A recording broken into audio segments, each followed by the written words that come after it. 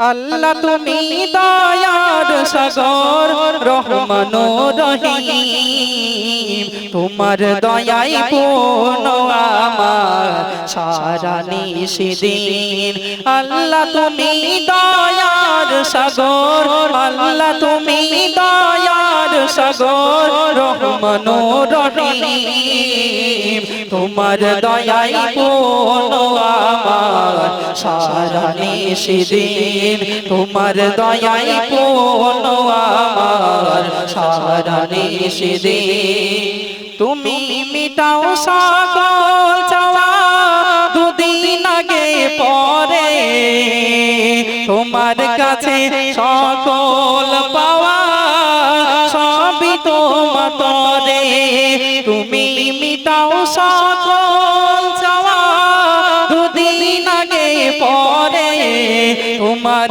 কাছে সকল পাওয়া সবই তোমার তরে তোমার পথে চললে সবাই তোমার পথে চললে সবাই আসবে যে সুদিন তোমার দয়াই পূর্ণ আমার সারা নিশিদিন তুমি পারো করতে মচন অভাব দুঃখী লোকের তুমি পরম মুক্তি দাতা মালিকে জগতে তুমি পারো করতে মচন অভাব দুঃখী লোকের তুমি পরম মুক্তি দাতা মালিকে জগতে তোমার কাছে চাই যে পানা তোমার কাছে চাই যে পানা আমরা প্রতিদিন তোমার দয়াই পূর্ণ আমার সারা নিশিদিন আল্লাহ তুমি দয়ার সাগর আল্লাহ তুমি দয়ার সাগর রহমানুর রহিম তোমার দয়াই পূর্ণ আমার সারা নিশিদিন নারে তাকবীর আর জোরে হবে নারে তাকবীর জন্ম আমার নবীর যুগে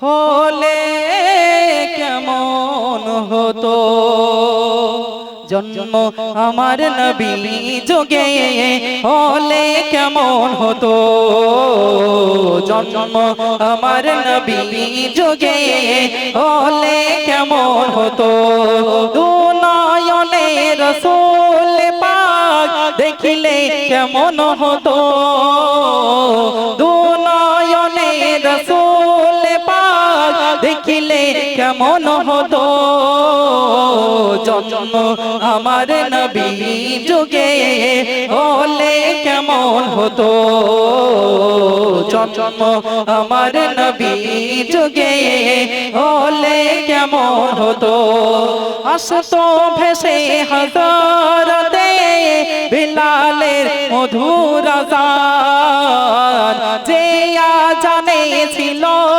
এমন প্রেম মুগ্ধ রহমান আসতো ভেসে হযরতে বিলালের মধুর আযান যে জানে ছিল এমন প্রেম মুগ্ধ রহমান দয়ার নবীর পিছে নামাজ পড়লে কেমন হতো দয়ার নবীর পিছে নামাজ পড়লে কেমন হতো দুনয়নে রাসূল পাক দেখিলে কেমন হতো দুনয়নে রাসূল পাক দেখিলে কেমন হতো জন্ম আমার নবী যুগে হলে কেমন হতো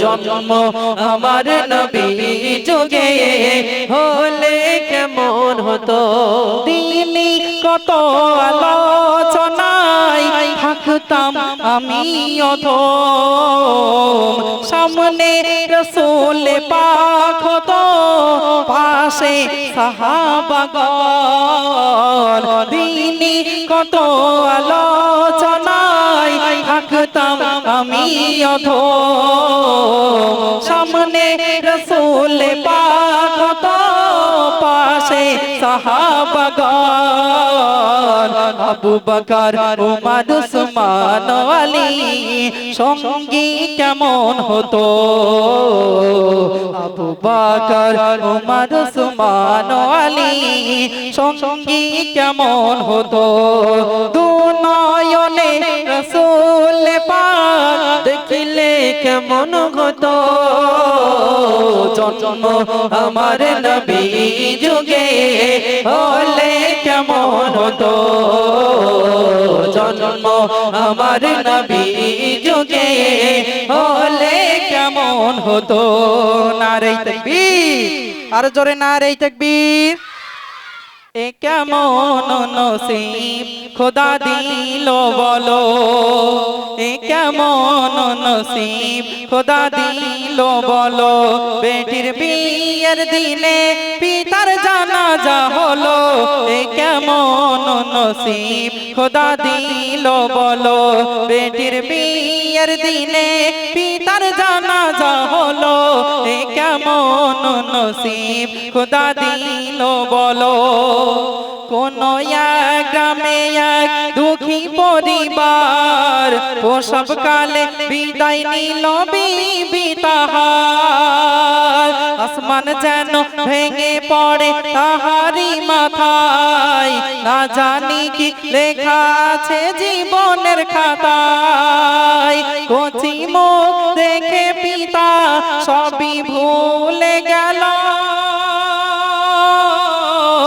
অতি আদরে ধীরে ধীরে বড় করিল তারে বড় করিল স্নেহ মমতা পিতা মনি দিল মহারান ব্যথা কখনো না পেল এ কেমন নসিব খোদা দিল বলো বেটির বিয়ের দিনে পিতার জানাজা হলো এ কেমন নসিব খোদা দিল বলো প্রসবের যন্ত্রণা সহ্য করতে না পেরে তার আম্মা জানের ইন্তেকাল হয়ে গেল মেয়েটা আস্তে আস্তে বড় হতে লাগলো মাকে বলে আম্মা সকলের তো আব্বাকে বলে আব্বা সকলের তো মা আছে আমার কি মা নেই আমার মায়ের চাঁদ মুখটা দেখতে আমার যে বড় স্বাদ জাগে আমাকে একবার নিয়ে চলো আমার মায়ের কাছে তখন আব্বা কেঁদে কেঁদে বলছে ও হে মা তোমার আম্মা জান এমন জগতে চলে গেছে আর কোনোদিন ফিরবে না তবে মা তুমি কষ্ট পেও না আমি তোমাকে কোনোদিন কষ্ট পেতে দেব না তোমাকে কোলে পিঠে করে মানুষ করব আমি বিবাহ পর্যন্ত করব না মেয়েটি কেমন ছিল কবি লিখলেন দিনকে দিন হইয়া মনি রূপসী সুন্দরী যে দেখে সে বলে জান্নাতি পরী করে না কাজা নামাজ রোজা আব্বা তার জানের জান যেমন গুণবতী বুদ্ধিমতী ছিল না ফ্যাশন আব্বা তার বেটিকে বড় বাসিত ভালো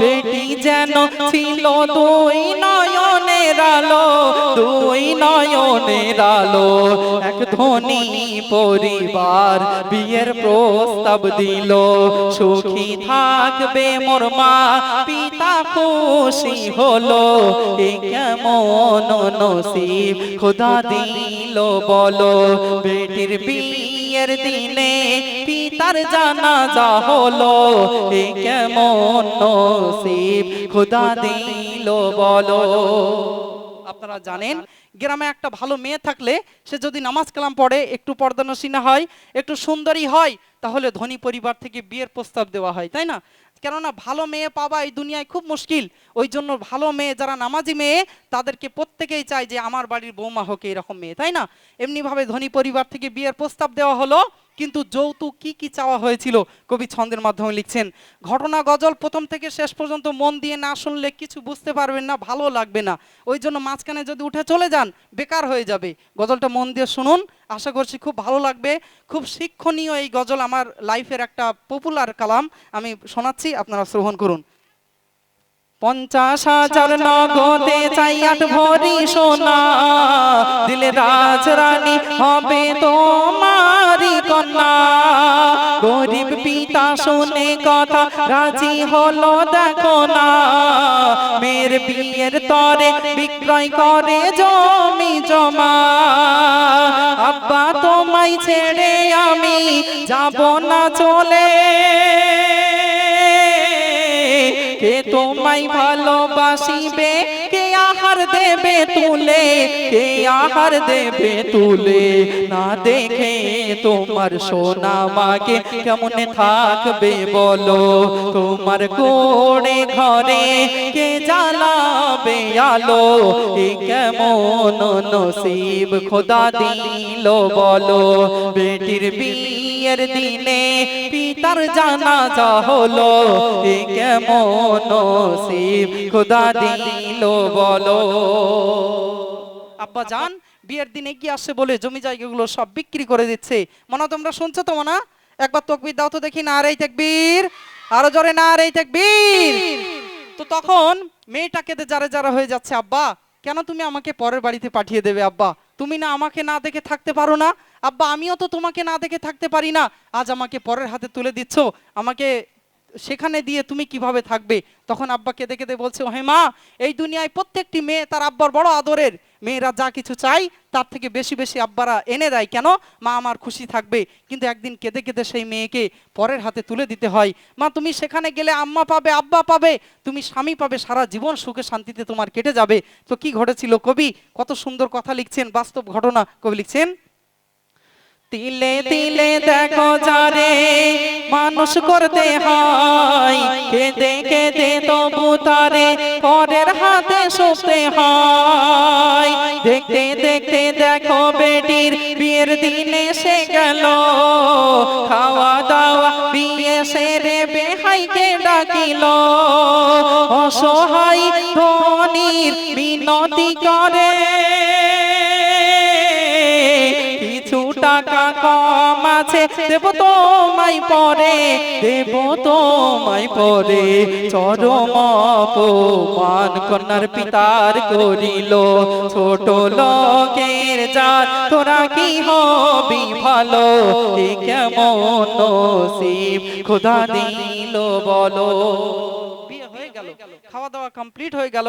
এক বিআই মশাই আরেক বিআই মশাইকে ডাকলেন, ডেকে বলছেন, দেখুন আমার অনেক আদরের মেয়ে, আমি ছোটবেলা থেকে তাকে কোলে পিঠে করে মানুষ করেছি। ছোটবেলায় সে তার মাকে হারিয়েছে, আমি মায়ের কষ্ট বুঝতে দেব না বলে বিবাহ পর্যন্ত করেনি। কেননা পর মহিলা সে এসে যদি তাকে কষ্ট দেয়, যেহেতু তার গর্ভে সে ছিল না, ওই জন্য আমি তাকে কোলে পিঠে করে মানুষ করেছি।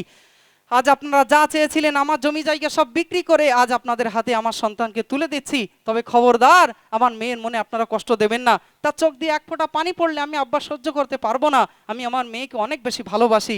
কিছু টাকা কম আছে, আমি যেভাবে হোক দিনমজুরি খেটে হোক আমি টাকা আস্তে আস্তে শোধ করে দেব। যখন বলল টাকা কম আছে, সকলের সামনে চরমভাবে অপমান করলো, ছোট লোকের জাত বললো, এমন এমন কথা বললো, সহ্য করতে পারলো না, সাথে সাথে ওখানে হার্টফেল করে পড়ে গেল। আপনারা জানেন গরিবদের দিল অতি নরম হয়, কথা সহ্য করতে পারলো না। কি ঘটেছিল কবি লিখছেন, পিতার অপমানে সইতে পারে না কন্যা, আর বাপের গলা ধরে শুধু করিছে কান্না। আর কি বলছে, যেন গরিব হয়ে জন্ম নেওয়া এ সমাজে পাপ, আর হার্ট ফেল করে অপমানে দুঃখিনীর বাপ। বেটির বিয়ের দিনে হলো পিতার জানাজা, নতুন বউকে ভাবলো তারা মস্ত এক বোঝা, ভাবলো মস্ত এক বোঝা। বুক ভরা ব্যথায় শ্বশুর বাড়ি গেল, শাশুড়ি শ্বশুর স্বামী খোটা তার দিল। এ কেমন নসিব খোদা দিল বলো, বেটির বিয়ের দিনে পিতার জানাজা হলো। এ কেমন নসিব খোদা দিল বলো। আব্বা জানের যখন ইন্তেকাল হয়ে গেছে, মেয়েটা আব্বাকে জড়িয়ে ধরে কেঁদে যারে যার হয়ে যাচ্ছে, আব্বা আজ আমি যে চির এতিম হয়ে গেলাম, আগে মা ছিল না, তোমার চাঁদ মুখটা দেখতাম, কিন্তু আজও তুমি আমাকে এতিম করে চলে গেলে, যাদের হাতে তুলে যে যাচ্ছ এরা তো আমাকে শেষ করে ফেলবে, কিন্তু আল্লাহর ডাক হলে যেতে হবে। মেয়েটাকে নিয়ে চলে গেল। সে গরিব বলে বাড়ির সব কাজগুলো তার দ্বারাই করিয়ে নাই, ভালোভাবে যৌতুকের টাকাগুলো সব দিতে পারেনি বলে খোটা দিয়ে দিয়ে দিয়ে বেশি কম কথা বলে আর তার সাথে অসৎ ব্যবহার করে। শুধু তাই নয়, তার স্বামী কেমন ছিল কবি লিখলেন, খেতে শুতে উঠতে বসতে দিত তার খোটা, মদ মাতাল ছিল ধনির সে বেটা, ছেলেটির ছিল আবার চোখেরই নেশা, বিবি পাইনি কোনদিন স্বামীর ভালোবাসা, রাত গভীরে মদ খেয়ে করিত অত্যাচার, জ্বালা যন্ত্রণা সয়ে তবু করেছে সংসার, দেখো করেছে সংসার। দেখতে দেখতে একটি বছর কেটে গেল, মা বাবার মেয়ে গর্ভবতী হলো, এই কেমন নসিব খোদা দিল বলো। আহারে, খুব কষ্টের মধ্যে মেয়েটা দিন কাটছে, কিন্তু কোথায় যাবে, কার কাছে গিয়ে কষ্টের কথা বলবে? ভাবছে এইভাবে থাকতে থাকতে আমি হয়তো মরেই যাব, তার থেকে আমার যদি একটা সন্তান হয়, হোক না ছেলে হোক না মেয়ে, সে আমার সাহারা হবে, অন্তত মনের কষ্টের কথা তার সাথে আমি বলতে পারবো, শেয়ার করতে পারবো। আপনারা জানেন বর্তমান সমাজে দুই স্বামী স্ত্রী এক জায়গায় থাকলে দুই হাড়ি থাকলে ঠুকু লাগে, তাই না? কি করে মা বোনেরা দু একদিনের জন্য আব্বার বাড়ি চলে যায়, বাপ ভাইদের সাথে থেকে মন ফ্রি করে আবার চলে আসে স্বামীর কাছে। কিন্তু এই যে মেয়েটা, সে যে চির এতিম, কার কাছে গিয়ে মনের কষ্টের কথা বলবে? কিন্তু যখন গর্ভে সন্তান ধারণ করলো, তার শ্বশুর শাশুড়ি জানতে পারলো, বলছে ওই সন্তানটাকে নষ্ট করে দিতে হবে। তোরা ছোট লোকের জাত, আমার পরিবারে এই ছোট লোকের জাত, তোর গর্ভে আমার পরিবারের সন্তান আসবে, এটা হতে পারে না। আমার ছেলেটাকে আরো সম্ভ্রান্ত পরিবারে বিয়ে দেব, তার গর্ভে আমাদের পরিবারের সন্তান আসবে, ওই সন্তানটাকে নষ্ট করে দিতে হবে। যখন এই কথা বললো, মেয়েটা আরো হাউমাউ করে কাঁদছে, বলছে আল্লাহ আমি আর সহ্য করতে পারছি না, ছোটবেলায় আমি আমার আম্মা জানকে হারালাম, এদের জন্য বিয়ের দিনে আমি আমার আব্বা জানকেই হারিয়ে ফেললাম, আজ আমি যাকে নিয়ে স্বপ্ন দেখছি তাকেও এরা শেষ করে দিতে চাইছে। বলছে আমি অনেক দূরে চলে যাব, বাড়ি বাড়ি ভিক্ষা করে খাবো, আমার সন্তানকে লেখাপড়া শেখাবো, কিন্তু তোমাদের কাছে আমি আর থাকবো না। যখন তাদের কথা অমান্য হলো, তার সাথে কি করুণ ঘটনা ঘটিয়েছিল। আহারে, বলতে গেলে চোখ দিয়ে পানি চলে আসে। শেষ ছন্দ কবি লিখলেন, নারী চাই স্বামীর সুখ আর ভালোবাসা, গর্ভবতী হয়েও কিন্তু নিরাশা, গর্ভজাত সন্তানকে নষ্ট করিতে বারে বারে বলে তার বাপ মাতে, অনেক দূরে যাব চলে আসবো না ফিরে, তবু জোর করে গলায় ফাঁস দিল তারে, গলায় ফাঁস দিল তারে, কান পাখি তাহার ওই উড়ে গেল, বেহান্নান বলে লিখতে বুক ফেটে গেল, এ কেমন নসিব খোদা দিল বলো, বেটির বিয়ের দিনে পিতার জানাজা হলো, এ কেমন নসিব খোদা দিল বলো। আহারে, কত জায়গায় এরকম শোনা যায়, শাশুড়ি বৌমার সাথে খারাপ ব্যবহার করে। কেন আমরা এমন করি? শ্বশুর বৌমার সাথে খারাপ ব্যবহার করে, গরিব বলে সে কি মানুষ না? আসুন তাদেরকে মেয়ে মনে করে নেই, তবেই তো সে মা মনে করবে, আব্বা করে নেবে। কিন্তু বর্তমান সমাজে এই রকম অহরহ শোনা যায়, কত নির্যাতন। আমরা একবারও ভাবি না সেই মেয়েটা একটা কথাই তার বাপ মা আত্মীয় স্বজন সবাই ছেড়ে আমাদের কাছে চলে আসে, বাড়ির সব কাজগুলো সেই মেয়েটাই করে। ইভেন আমরা কাজ করে বাড়িতে ফিরলে আমরা পুরুষ, আমাদের চাহিদাটাও সেই মেয়েটাই মেটাই। তাহলে কেন আমরা মদ খেয়ে এসে সেই স্ত্রীর সাথে অসৎ ব্যবহার করি? এগুলো আমরা বুঝি, আর কবে বুঝবো? এগুলো বুঝি, তা না হলে দেখুন নারী অত সহজে খারাপ হয় না, তার সাথে সৎ ব্যবহার করলে সে ভালোই হয়।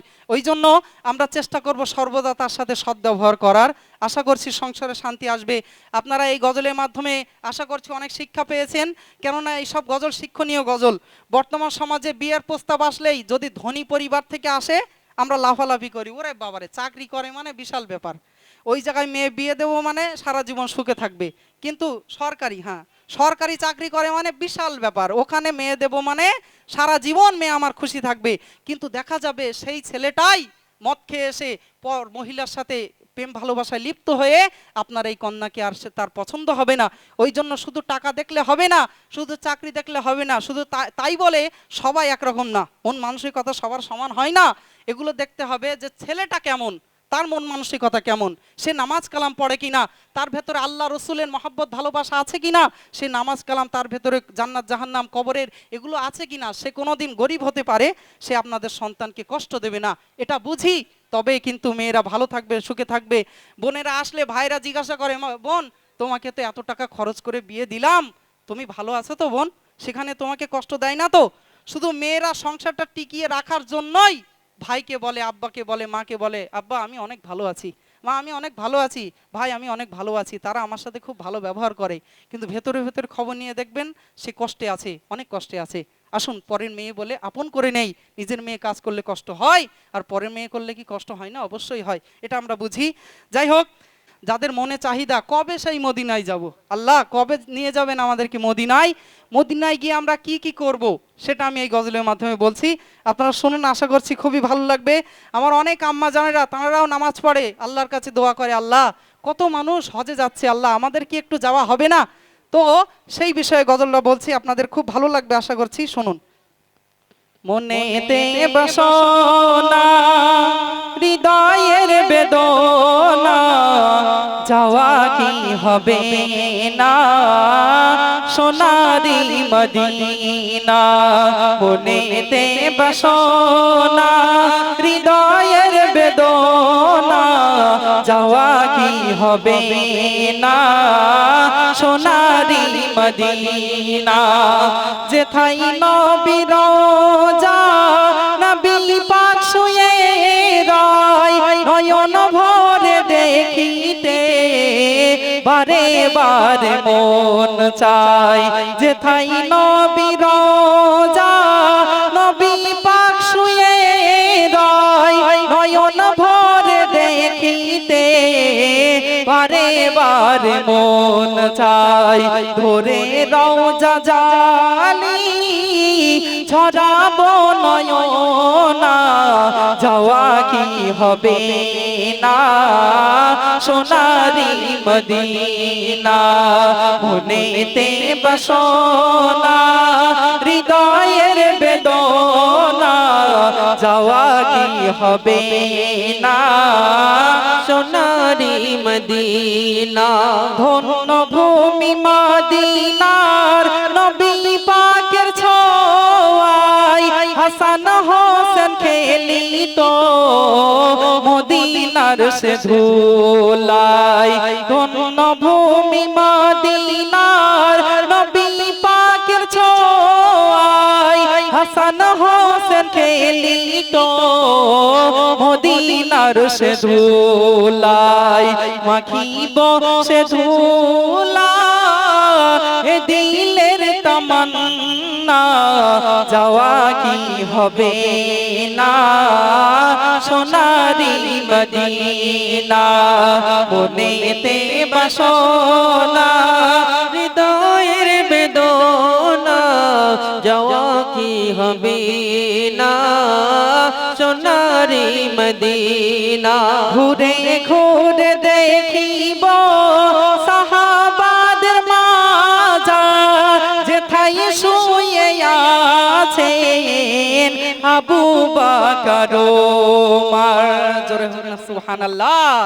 ঘুরে ঘুরে দেখিব সাহাবাদের মাজার, যেথায় শুয়ে আছেন আবু বকর ওমর, প্রাণ ভরে দেখিব সালাম দেব নজরানা, যাওয়া কি হবে না সোনারি মদিনা, মনেতে বাসনা হৃদয়ের বেদনা, যাওয়া কি হবে না সোনারি মদিনা, লাখো লাখো হাজি যাই গো মদিনা, আমার দোয়া কবুল করো গো রব্বানা, লাখো লাখো হাজি